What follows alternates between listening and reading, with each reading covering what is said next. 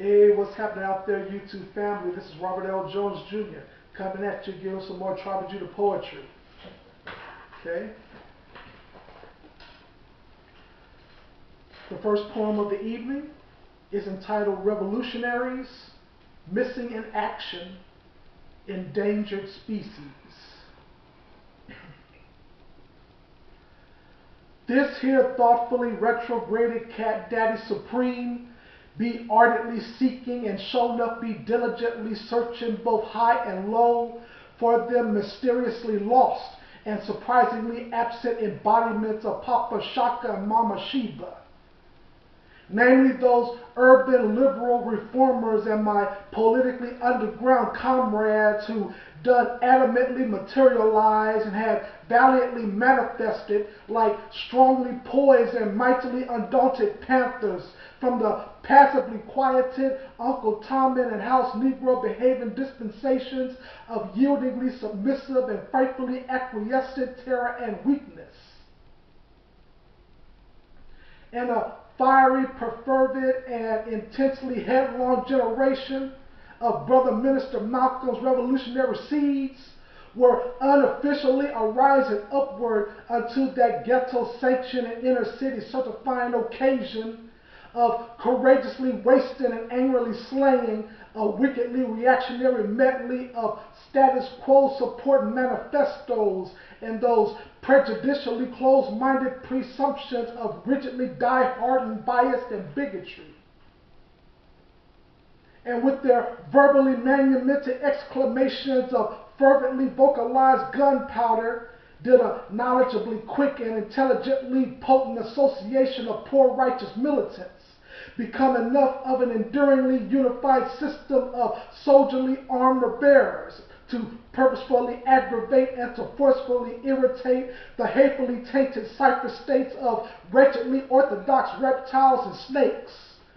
who have been violently gnawing and savagely massacring upon the Achilles heel of all African minorities and their neo-Nubianistic descendants. And all of them viciously instigating adders, done definitely got their stealthily curved teethers pulled right on out of their venomously declamatory pie holes due to a notoriously dogmatic and a prominently rough and tough kind of oral surgery brought about by some 20th century born and bred insurrectionists who had just about enough of them famously empty and non-truthfully stark promises for a stubbornly still and sterile mule and approximately 40 miserable acres of severely barren and utterly lifeless terrain out in the abysmal middle of some crazily extinct and ever God-forsaken domain of the unknown. And within that purely instantaneous time trek of some black and proudly demonstrating showiness, did follicle disease and concholine and hot comb scourging processes and perms get hurriedly hurled atop of that consciously enslaving dung heap of old faith emulating simpleness and ignorance. And with the pleasantly startling flash of a collectively awakening epiphany, did a culturally resurrected lineage of post-Archebulon tribes and ebony dynastical clans galore were effectually revealing the righteously ecumenical beauty and handsomeness of their naturally indigenous exhibitions of psyche-expanded afro crowns and headdresses, extraordinarily lavished out braids and beads, and some Rastafari-inspired locks and tresses of Nancy-dreaded glory and loveliness. Indeed, there was that soulfully restoring and greatly regenerating spectacle of a shown up motherland experience in these states, where powerfully revelatory images of the one and only God were rationally reconnected to the deeply Abyssinian roots and soil of their truthfully archetypal selves, through that groovily empirical Rosetta Stone of insatiably learning those elder aboriginal vernaculars of ancient Swahili terminologies and them paleo-Kemetic tongues of pristinely Ebonic flow and Ethiopian fluency. And twice dead were them their immorally sick and ever ulterior motives of stone psychological colonialism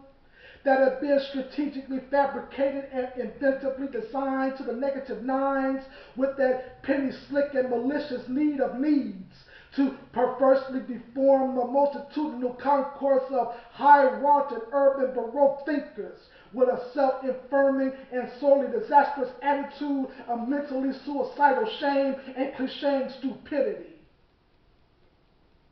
And all crazily inept and scathing manner of demonically subliminal doctrines and those utterly ruinous aspirations for thugging and hoochie-cooing defamation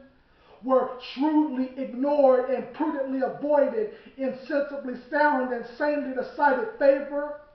for the far more superior and delightfully preferable alternative of nouveau Kushites, exquisitely rocket-like superstars upon that heavily impressive and wildly stupendous runway of the ages, by profoundly modeling and phenomenally morphing into the amazingly upright culmination of awesomely stunning and massively elevated men and women, with their strikingly exceptional virtues of funkster bumping coolness and highly extolling dignification.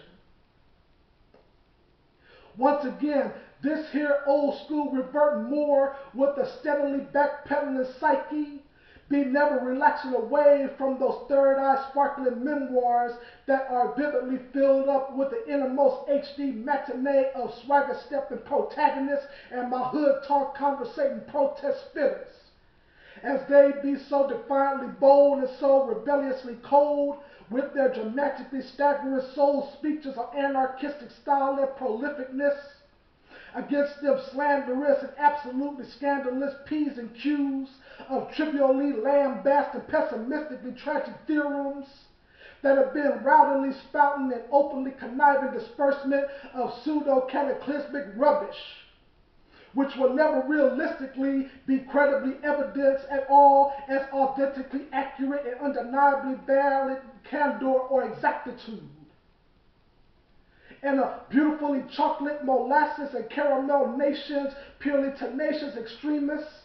for spotlessly perfected change, would be surely having that radically copacetic audacity to be Charlie challenging head shakers and strictly disbelieving insurgents, as they be on that academically neat and sweetened grind of roaringly heralding a resoundingly naysaying response to those deceitfully hoary devils and their many indecently outcrying propaganda blogs of stone acrimonious monologues and master race chat and dribble. And all of our historically enlightened and perischolastic revolters of Euro-authoritarian oppression and depression would be so sternly suspicious and so never-endingly skeptical of a supposedly inclusive and all-around accepting America that still be so blatantly affluent within that horribly rusted out and innately corrupted luxury of banefully keeping and foolishly maintaining that painfully inferior reputation of racially intolerant discrimination and ethno-aggrieved impartiality. Again and again, this here endearingly reminiscing urban night of some show your right sufficing remembrance, be devoutly a wishing and a hoping and a desiring and expecting a readily recurring renaissance of some of them vastly forgotten and widely omitted representations of kingly world conquerors and queendom reigning lionesses most excellence. For the good Lord be so infinitely omniscient upon this here thoughtfully innovative perspective that Father Stokely and Mother Angela's invincibly convincing posterity has got to come right on back into this madly malevolent, totally traducing and excessively inwordy millennium and quickly straighten out all of those negatively loud and adversely twisted out errors of self-despise and slaughter, and an inner-loathing massacre of character murdering mutilation and personality killing denigration. For now these wisely statured and insightfully dynamite magistrates of Afro-heroic strength and prowess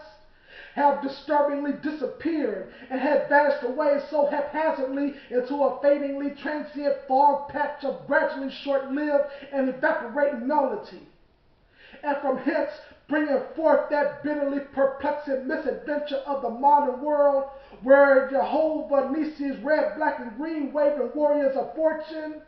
have shown up been missing in action for far too doggone long, brothers and sisters. And it most definitely be about that very opportune and obligatory moment to equally metamorphose our cleverly acute, thoughtfully futuristic, and positively intuitive incarnations of being into another richly expressive and vivaciously resilient kindred of stone-educated zealots and planet-refashioning proponents of society revising hope, faith, and charity. And forevermore extinct will be them unhappily triced and mournfully morose days and nights for simply hip, surely solid, and absolutely out of sight revolutionists to be both vilely and disdainfully listed as an endangered species of dreadfully governmental neutrality upon a villainous archfiend's fanatically explicit and manically satanic roster that be abundantly containing the monumentally royal and gallantly brazen namesakes of chronologically forlorn saviors and our sorely forgotten allies and hugely missed colleagues of the struggle.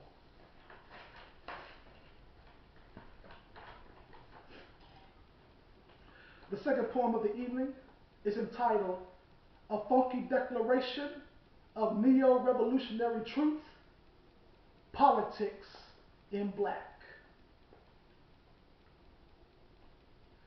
Every last one of them opaquely washed up adversaries of wretchedly rooted out animosity have gotten enough of that purely arrogant nerve in being so quickly alert within their own falsified processes of supremacy believing foolery to judgmentally trigger off them wickedly wordy onslaughts of crazily twisted rhetoric against my particularly rare yet radically customary archetype of rebel clashing politics that sure enough don't be naively buying into the utterly subtle philosophies of Mr. Lucifer's propaganda-written letters of modernistically degrading prejudice, and it most confidently be on their explicitly challenging offense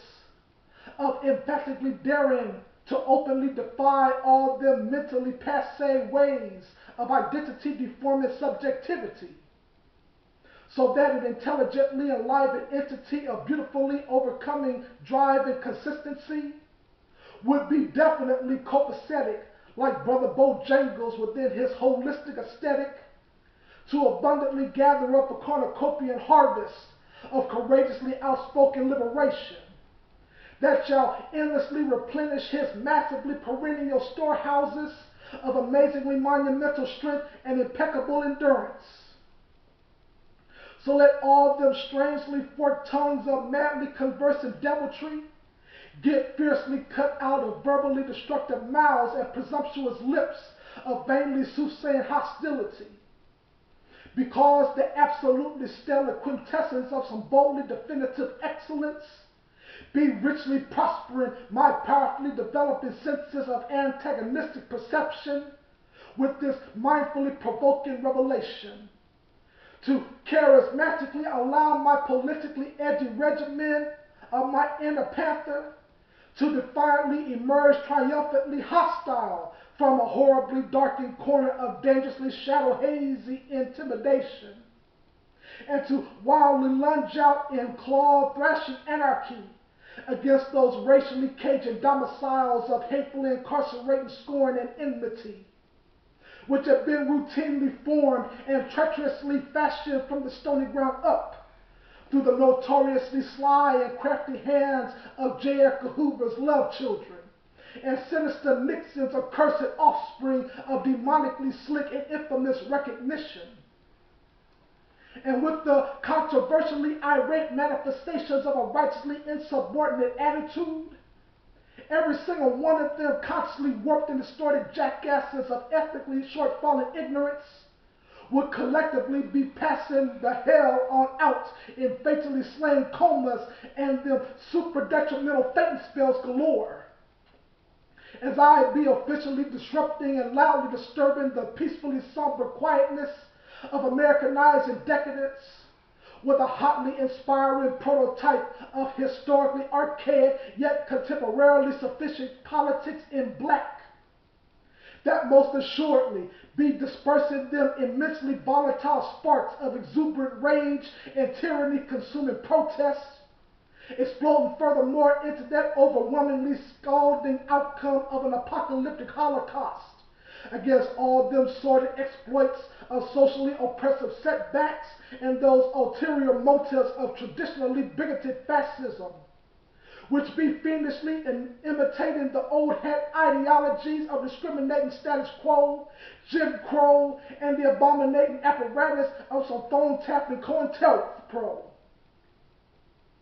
For show, mother sucker, I'd totally be permanently stoic within my strikingly cool to the bone character and manliness by simply refusing to wrongfully portray that humbly melodramatic role of a self-denigrating vassal with the psychological splinter of slave on the brain. And I immediately be declining my ever-excelling cipher of Afro-meditative expansion from the face-slapping insult of me stupidly acting out the painfully embarrassing spectacle of a master-adoring house nigger, with the inner neutralizing occupation of helplessly appeasing and pleasing those exceedingly conceited maestros of minority disliking insanity and Negro tolerating lunacy. For I unquestionably be an originally indignant young blood with the Gehenna burden essence of some greatly incendiary struggle, that be forcibly stirred up and bravely blazing like wildly combustible flames throughout the fervently headstrong core of my very revolutionary soul. And my assertively touchy disposition of emotionally contentious conflict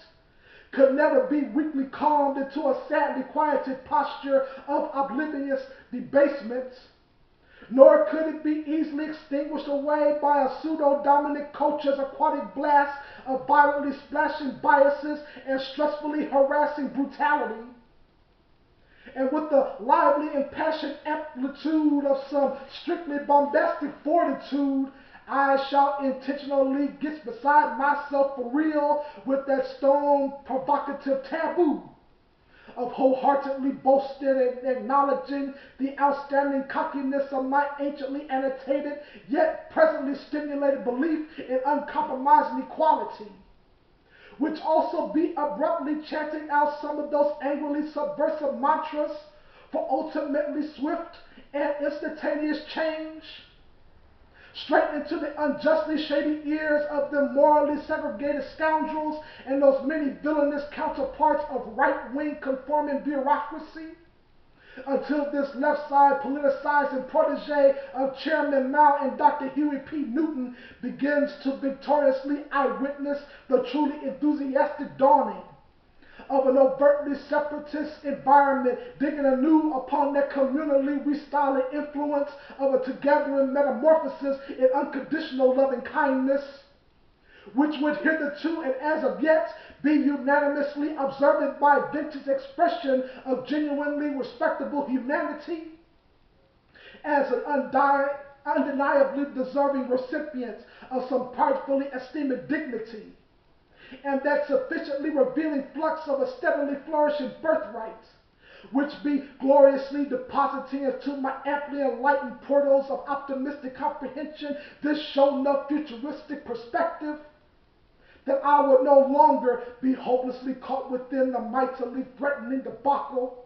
of being in a negatively mesmerizing state of polite and contrite docility before the heinously controlling assembly of a neo-Confederate establishment. But I would instead be finally seen as a profoundly edified being of ruddy shaded earth and phenomenally exalted spirits, who would freely be showing forth my brightly stunning display of some self-evolving Illuminati, which will ultimately prove beyond any feasibly reasonable doubt that this here African on the Western has his divinely predestined opportunity to fearlessly live on his indigenously classic yet fantastically millennial existence with some delightfully enterprising and evermore thriving significance in this world. Thank you so much for listening to these pieces tonight. I hope you like what you heard. Please like, subscribe, comment, and share. Also, you can donate to Tribe of Judah Poetry as well. Just go on my channel, Tribe of Judah Poetry. You click on Browse Channel, type in Tribe of Judah Poetry. And on my channel, the donate and PayPal buttons are right there on my channel. So just please support Tribe of Judah Poetry. Please send in donations. It'll be greatly appreciated. And I'll come back at you with some more Tribe of Judah Poetry. In the meantime, I bid you shalom.